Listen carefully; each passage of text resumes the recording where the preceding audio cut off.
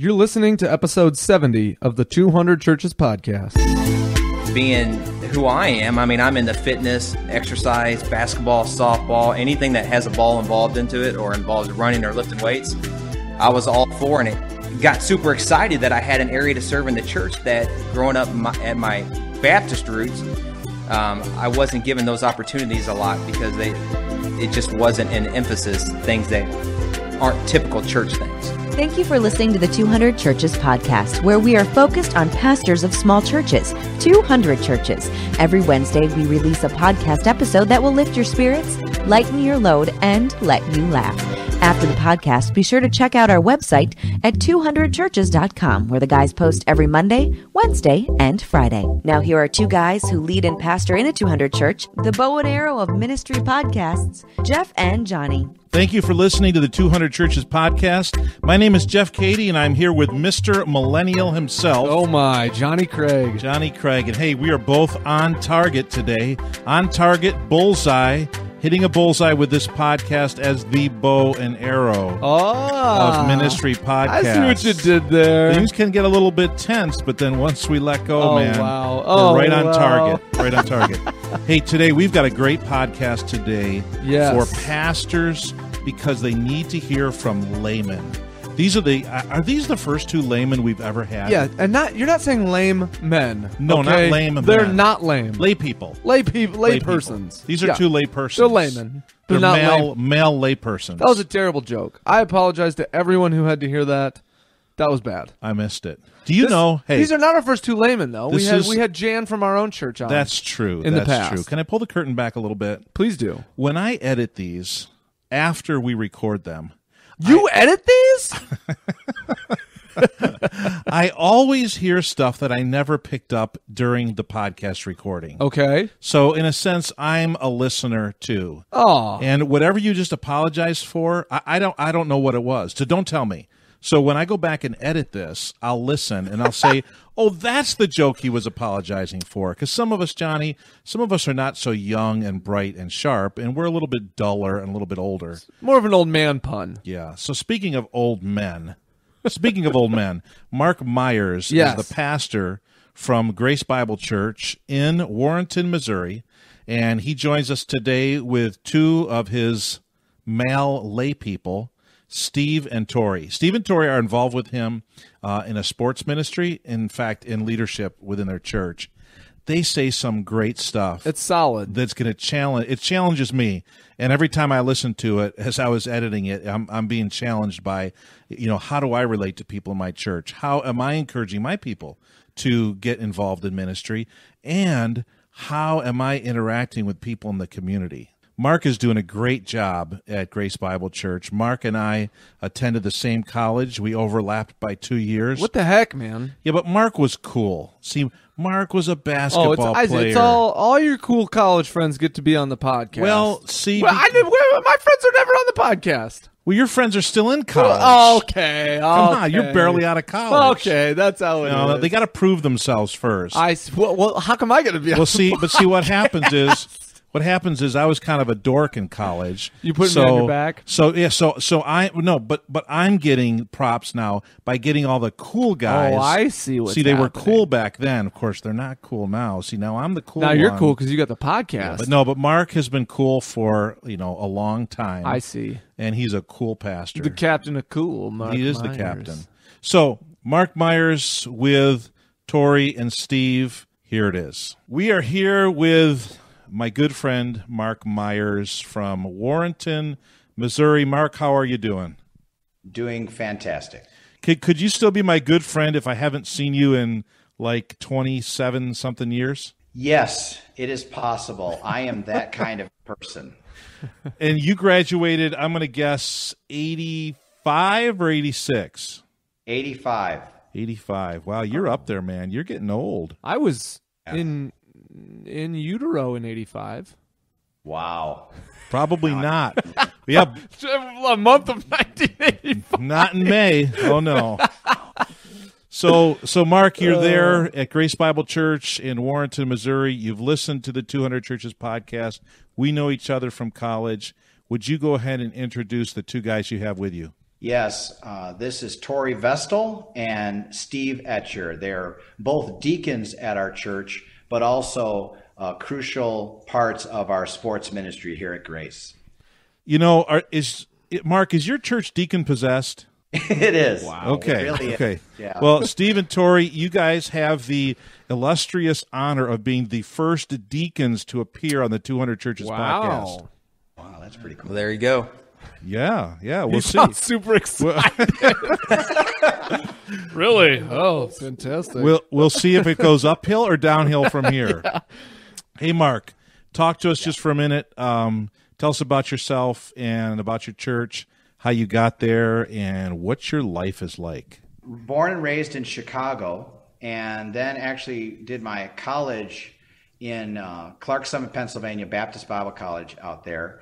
Then came home to Chicago, found my wife. Actually, I didn't find her. She was at the church the whole time, the same church that I was growing up in, and we got married. Went to ministry of a youth pastorate in Keady, Illinois for 14 years down at Riverside Baptist. Got my master's at Moody Theological Seminary, and now had the opportunity in 2003 to come here to Grace Bible Church in Warrenton. And so for about 11 years now, I've been here. Love it. Thoroughly love this community and the people that we're doing church together with. Steve, how long have you been a part of Grace Bible Church there? Actually, a number of years. I got married here in 1984. My wife is from this area. We moved to Warrenton in 87. Started here with Grace at that point. Then we took a break from this church until about 2003, which coincides with when Mark showed up to pastor the church, and have been involved since that point. How about you, Tory? We've only been going to church here for, I think, roughly 7, maybe 8 years. It all kind of correlated when our oldest daughter was born. We were looking for a church that had young children and that had a strong youth group, and we started visiting a local church. That's what brought us here. Mark, talk to us for a minute about your two friends there and how they are involved in your ministry and the relationship that you have with them. Sure. First of all, they're friends that I can go to and pray with and talk to. A lot of times over the years, I remember early on in ministry, I would hear even in philosophy classes concerning pastoral ministry that pastors weren't allowed to have close friends. And I never believed that, and I wouldn't be able to function. And these two guys are a part of the reason why I'm able to do anything in sports ministry, but also in just being able to confide in them and have them pray and be there. So when it comes to what we do here, yes, they're deacons, and Tory's involved in our Awana ministry. Steve is actually the man that when it's all said and done, we want somebody to get financial counseling.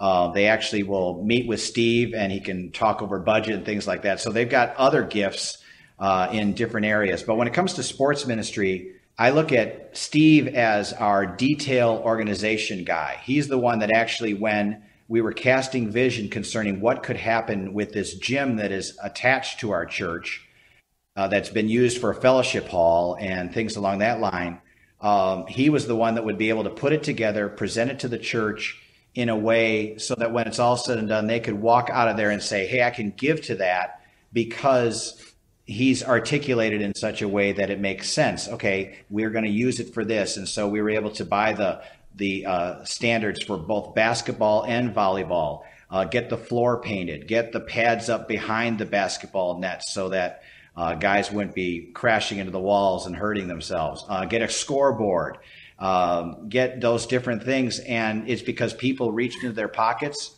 and responded to the call, seeing this as something bigger than just for our church. And then Tory has got he got his degree at Hannibal LaGrange, and it's in something tied to social work. And as a result of that, he's had opportunity to work both in a juvenile center and in the ministry Youth in Need in town here. And because of that, he knows how to deal with the young men of all different stripes that come through these doors. And so he's the one at the board. He's kind of our bouncer. Steve and I look really tough when we stand behind Tory. That's good. Hey, Steve, thank you. Thank you for helping Mark. He needs your help. He does. He needs your help. Amen. I mean, I need guys like you because I'm not wired the way you are. Mark's not wired the way you are. You are so valuable in the context of a local church. And Tory, you as well, because, you just bring something to the whole ministry that that Mark needs, that the church needs, and that the Lord is using to advance the ministry there. So, Mark, I give you props for identifying the gifts in these guys and using them. Hey, I'd be lost. I love it.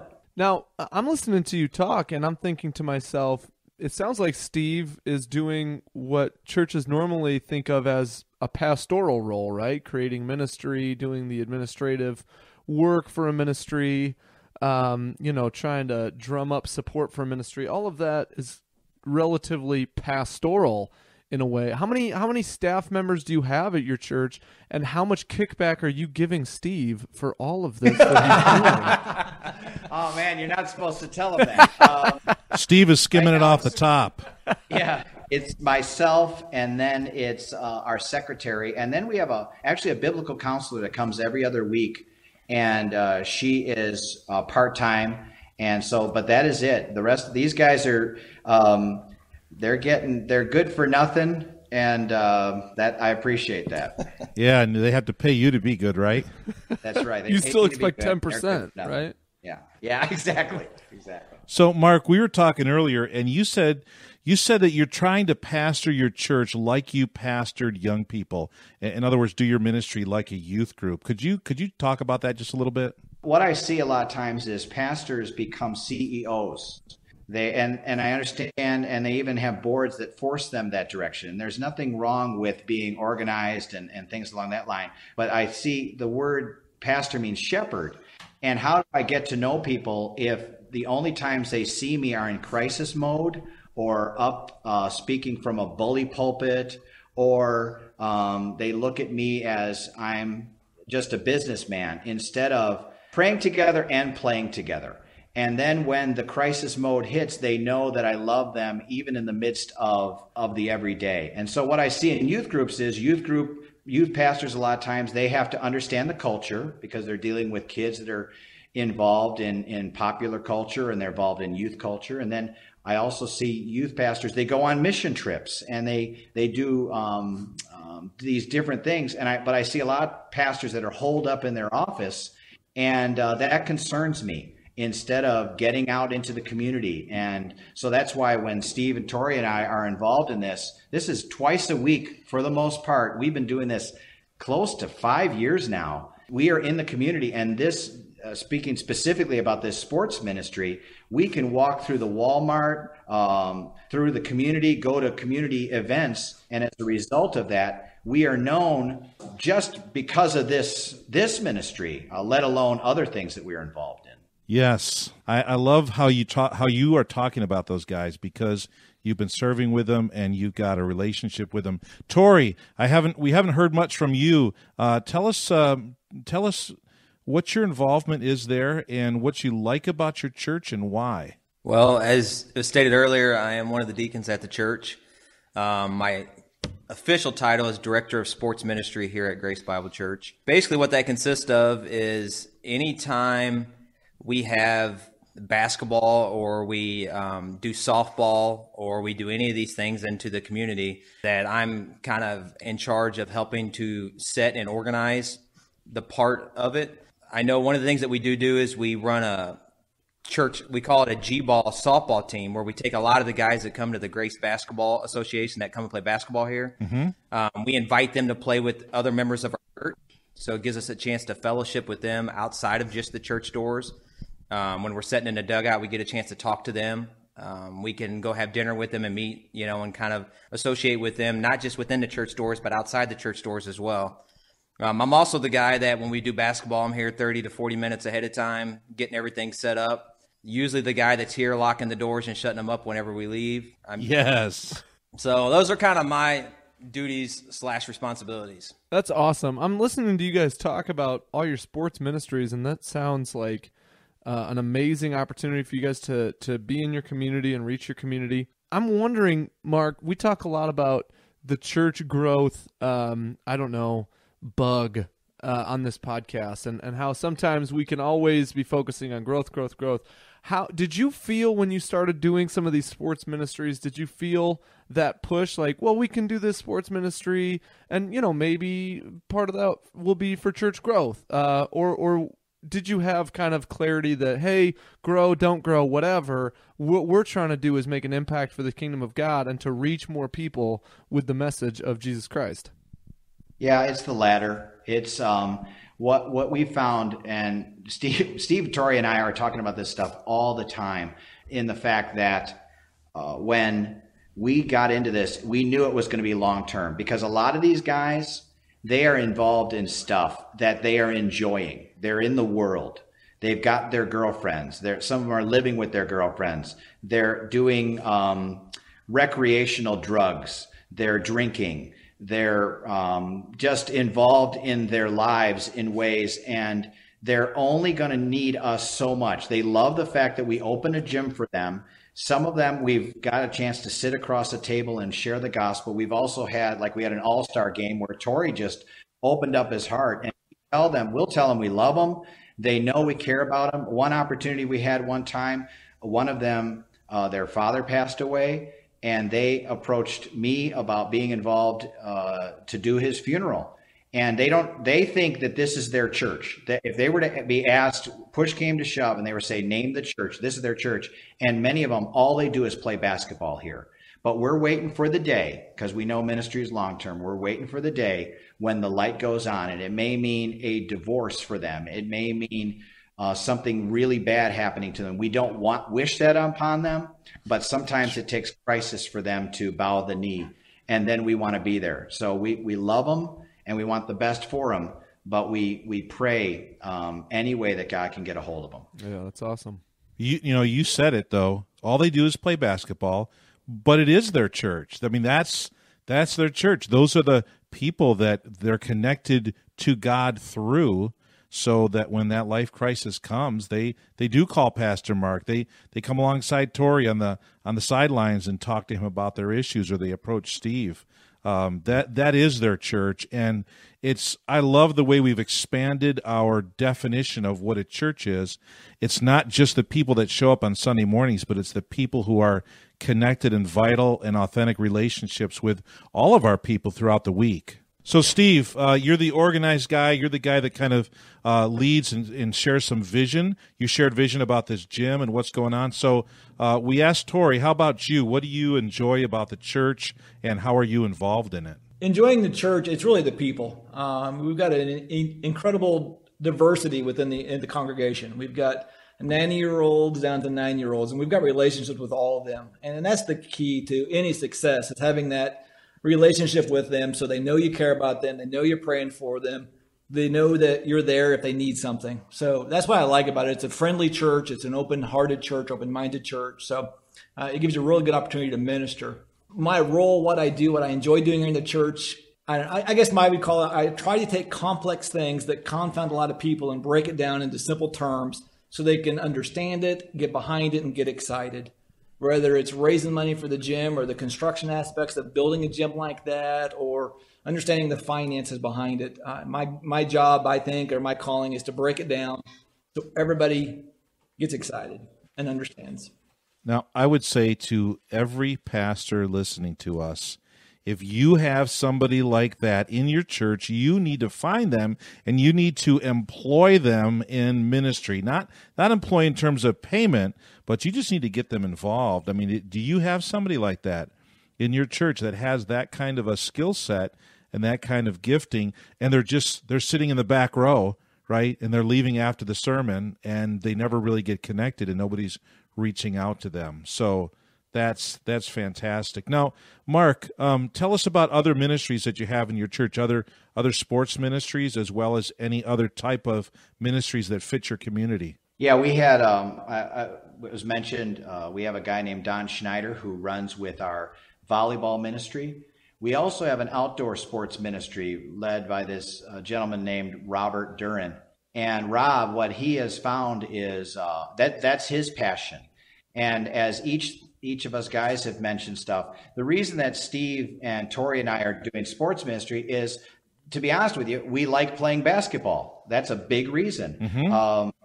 And so what we found is, if you have some people in your church that are passionate about stuff, they get excited about ministry. And so Rob is sitting there. He keeps hearing us talk about sports ministry. He loves hunting. And as a result of being a hunter, he says, hey, why don't we try this thing? We'll just do an archery ministry. And it's just taken off. And it's a community. We're in a rural community. And as a result of that, lots of hunters. He has a wild game dinner every year that he brings in a speaker that has an expertise when it comes to hunting. And they fix all sorts of wild game. And you pack the gym. And then we have this individual share at the end that I may not know him, but if anybody has any understanding of hunting, they would know this individual, and he'll use terms and the duck calls and all that stuff. And as a result of that, you'll fill the building with hunters. And we live in a community that loves that. Something that we beat the drum about all the time is, what has God wired you for? I think as men, we love to be entertained, and a lot of the entertainment that we're using is just for our personal enjoyment. And I don't think God's called us to that. That's that man cave mentality, instead of how can I leverage this thing? And so if your thing is cars, we don't have that here, but there probably are some guys here that could do that. Start somehow pray and ask God, how can I use this? And I could keep listing things to you, but the bottom line is, then it's not just a hobby anymore, because hobbies are temporal. But to have something eternal, that's just great. And so all these different ministries, it just takes off, and then it just happens. You don't have to keep pushing these people because I don't have to. Yes, are there times where Tory and Steve and I would rather not play and we're tired or whatever? Sure, but we let each other take a break. But ultimately, we've seen the value and keep going. I love that. I just came back from a college men's retreat, and they asked me to share a couple sessions. And one of the things that I talked to them about was, know your strengths, play to your strengths. Don't play to someone else's strengths, right? You need to do those things that God has gifted you at. And so, you're talking sports, you're talking hunting. Then you say, if your thing is cars, we don't have that here. But if your thing is cars, then, leverage it for the kingdom, basically. And that'd be my encouragement to any pastor listening right now, just to say, hey, there are people in your church, and you as the leader of your church, you have interests, you have hobbies. How can you now turn that hobby and face it outward toward the world, as opposed to always inward toward yourself and your own entertainment, and use the interests and passions that God has given you to make an impact in your community? And we're always trying to talk about that, I think, on this podcast, as being an outward-focused church, not inward. And that's a huge, huge piece of that. Mark, I got a question for you. Yep. I'm a pastor out there somewhere in the hinterlands, and I've got a small church, and all the ministries at my church happen within the four walls of my church. And all the ministries are pretty much church-type ministries, Sunday school, and maybe there's a choir, or just your typical church ministries. Or really, there's no hobbystries. There's no ministries that are somebody's hobby. And let's say I've been at the church, it's my first or second year, and it's just pretty much, it's church stuff. Where do I start? What is the first step that I take to create ministries in the church that I don't have to push, that I don't have to propel forward, but ministries that my people will own and really sink themselves into because it's part of who they are? What's my first step? How do I do this? Well, I know this is going to sound spiritual, but that's because I am. Mark, you've changed since college. Thank you, brother. No, but you pray and you ask the Lord concerning that. But secondly, you might have to do one or two, and it is your thing. another thing is sitting down with your people.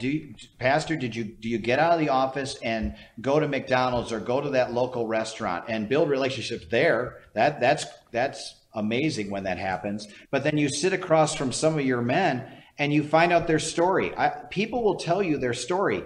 And after a while, if you spend time with people, you find out what they're passionate about. And then you just start talking about how, wow, you could use this for God.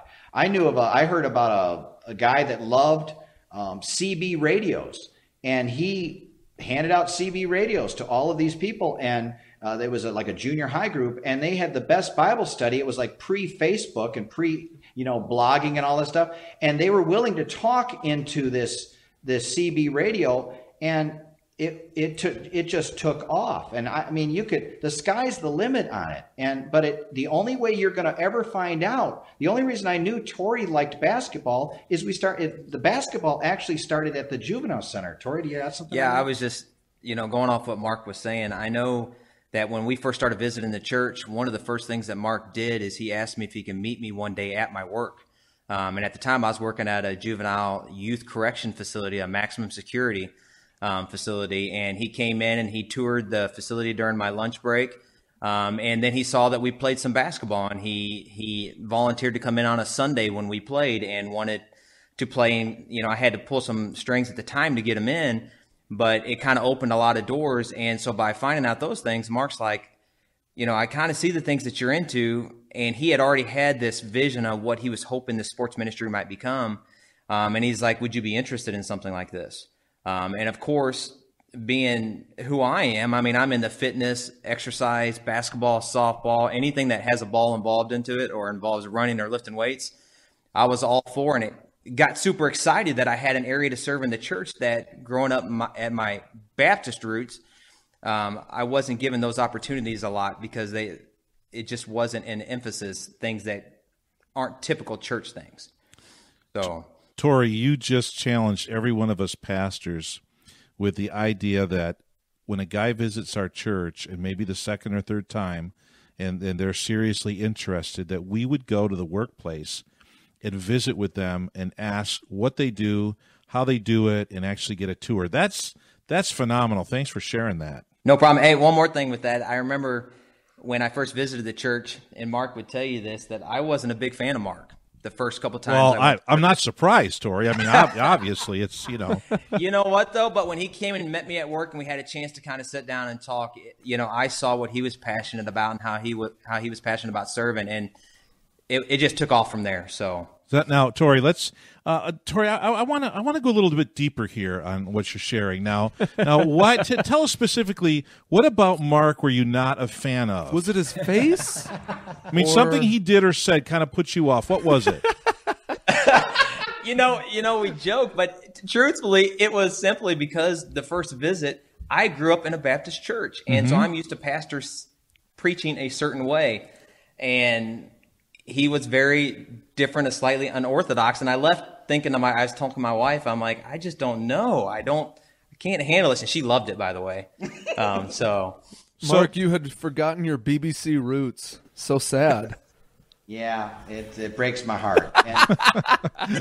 So, Tory, you weren't going to your Baptist church anymore, though, right? But you were still grading Mark by the history that you walked away from. Absolutely. Amen. Yeah. Now, that is so, pastors, you're listening and you're saying that is so classic. That's what happens. Yeah. People come, they leave something because they don't like it anymore, but then they judge their next one by the one that they just left. So that's good. Steve, do you have anything else to add before we put a banana peel in front of Mark at the end of this thing? Sure, just a couple thoughts, but I'm not going to slam on Mark, so I'll leave that to you guys. Okay.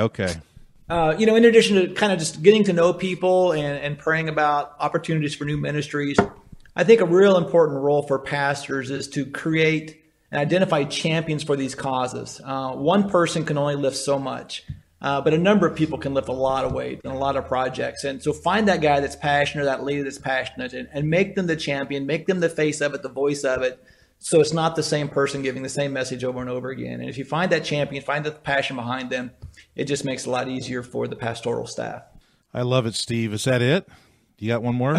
Gem of wisdom. That was good. You never asked me how I got to know Mark or meet Mark. We're trying to mine everything out of you we can, Steve. Yeah, well, Go ahead, share it.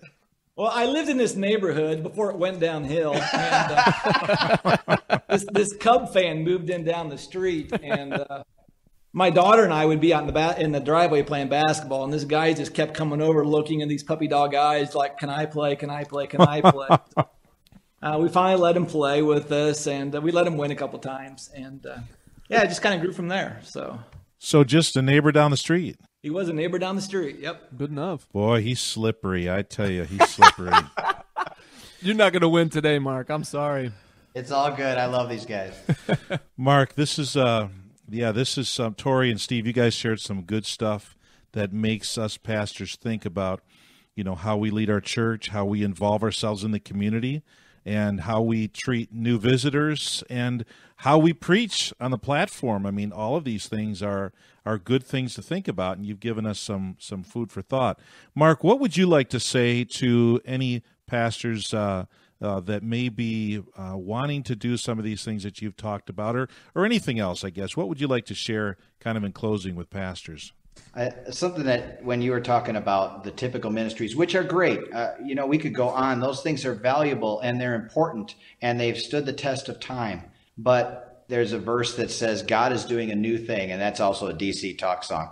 What I love about that kind of thinking is to not think maintenance mode. If you're thinking maintenance mode, that's when I think pastors get in trouble. It's like when the kings went off to war, David started walking the palace. And if I'm in maintenance mode, that's what opens me up to problems, as opposed to getting into the battle. And the battle is for souls and for hearts. And so how do I do that? Well, I have an understanding of the culture. Any missionary, we would want their missiology to be tied to the culture and language of the community that they were living in.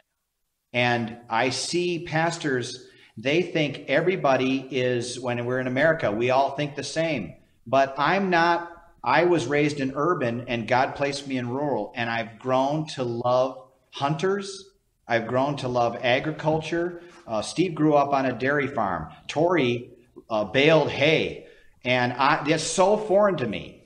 But these guys have taught me so much. And so if a pastor, and I've even seen pastors like rip on their congregations because they aren't like how they grew up. And I just don't think that's healthy. This is where I'm placed. I don't want to be a chameleon. I'm always going to be a Chicago guy, but I need to be teachable. And so he's placed me here. Guess what? He's placed me around hunters. I learned to love hunting. I learned to try to have an understanding of it. And I could keep going on, but the bottom line is understand the culture they've placed you in. It's good missiology and it's good ecclesiology. Do you know Rob, too? What's Rob's last name? Tarnovisky. Do you know Rob? Yes. It's like you quoted Rob there. He said the same, literally said the same thing. You BBC guys have come a long way. Yeah, thank you. Proud of you. Hey, I was joking with Jeff at the beginning that we were having the Over 50 Club podcast today. Steve, how old are you? Nearing 50. Oh, well, Tory, you seem like a young man. You got an iPhone. I appreciate you helping me drag the median age down a little bit today, but either way. Drag it down to 48. That's right. Either way, it's been a lot of fun having you guys on the podcast. I'm glad that Steve and Tory, that you guys were able to be on as well with Mark and round out kind of the information and the story that's going on at your church. Thank you so much for being with us, and God bless your ministries down there in Missouri. Thank you. Thank you. Thank you. I think one of my favorite points coming out of that has got to be Steve saying that people need to champion ministries, that the pastor can't take everything and be the champion of it, right? That not every ministry can flow directly from the pastor's vision, but that sometimes you need lay people to get the vision for something, get excited, and become the champions. And Steve was talking about, he outlined the whole basketball ministry, and he became the point man. And that is what you need as a pastor, is you need people who are going to say, hey, here's what I'm passionate about. I will get out front on this, and I will lead it. I will be the champion of it. What a great thing. And he ends up becoming a champion when it all started out with Mark as just a neighbor down the street who walks up with his puppy dog eyes and wants to play basketball. Yeah, exactly. So that's a challenge to us as pastors, just to get involved in people's lives, and we don't know that the neighbor down the street from us might be the next champion of a major outreach project in our church. I was just sitting with a college student yesterday. He's getting married this summer, and he said, what they don't have at our school and what no other churches have is a group that is just specifically made for young marrieds or engaged couples, specifically college students. And he was talking about they'd like to have some mentors and maybe twice a month meet as a big group. And we have a actual fair number of these couples in our church right now. And then he said something to me that tickled my fancy, Jeff. Yes. It tickled my fancy. Yes. He said, if you just give me the emails, I'll just take care of it. Oh, don't you love to hear I that? said, I think I could probably swing that. Any lay people that wants to can say that. That was male beautiful. or female. That was beautiful when he said that. And I said, absolutely. I will grease the wheels and you just get going on it. And so strike while the iron's hot. What a great situation to be in. Hey, this Sunday was Mother's Day. Yes. This past Sunday. Did you honor your mothers? I honored my mother. I called her. Aw. I called her, and my wife got a card for her that I signed. Aw. And I said, it's all true, with a little tear stain on the card. My wife signed the card to my mother. No, I'm saying I just sent it. Oh, you? Your wife? All I did was send it. My wife signed it for me. I didn't touch it. Like your mother's not going to look at that and say, I know. Wow, that is disrespectful. I feel terrible. Okay, so I called my mom. She had already received my card. Yeah. I called her, and I said, Mom, you are going to love the flowers that you're going to get. Today's Sunday, Mother's Day. And of course, flower shops are closed, but Mom knows that they're a lot cheaper after Mother's Day than to get them sent the Friday or Saturday before Mother's Day. Come on, man. I can get her twice as many for the same price. Stop it. Okay, actually, I'll spend less and get her half as many. or no, the same amount for less. But Jeff. She's thrifty like Jeff. that. I always get her enough. This week you have to buy her some? Well, I get her enough flowers to fill 2 vases. Oh, yeah. Yeah, they just cut flowers, they put them in a box, and they take them, and then she takes them and separates them. Well, makes 2 vases. I can't beat you up too much about that. I'm sure that months from now, when she finally gets her Mother's Day present, then she'll be very happy. Present? The flowers are the present. That's what I mean. Yeah. No, this next week. Oh, it's always just this. Oh, always. I have a personal relationship with the florist. With the florist, sure. There in New York. Yep. Sure. Hey, you don't need to hear about all this. This is just blather at the end of the podcast, so we can stop talking about our own personal failings as sons with our mothers. Yes. I don't really know why we got off on that, but here's what we did want to say before we signed off today. We had a guest on episode 25 of our podcast. His name? Greg Atkinson. Yeah. You said it better. Why didn't I just let you say it? I don't know. Because then I butchered it. It's a good name. Greg has written a book called Strange Leadership. Yeah. You can find that book at strangeleadership.com, or if you just look at Strange Leadership on Amazon.com, you can find that book. And he had a guest post for us on last Friday. An excerpt from the book. It was an excerpt from the book, talking about desperation in churches. Greg helped us out when we were just a fledgling little podcast. He leveraged his network for us, and we appreciate that. So thank you, Greg, for doing that for us and for the guest post on Friday. You should definitely check out his book, Strange Leadership. You can find that at strangeleadership.com or on Amazon. Thanks so much for listening to the 200 Churches podcast. We hope you've been encouraged and challenged by this episode of the 200 Churches podcast. We'll be back next Wednesday to provide you with more ministry encouragement as you pastor your 200 church. Until then, may God bless you as you lead and love your people.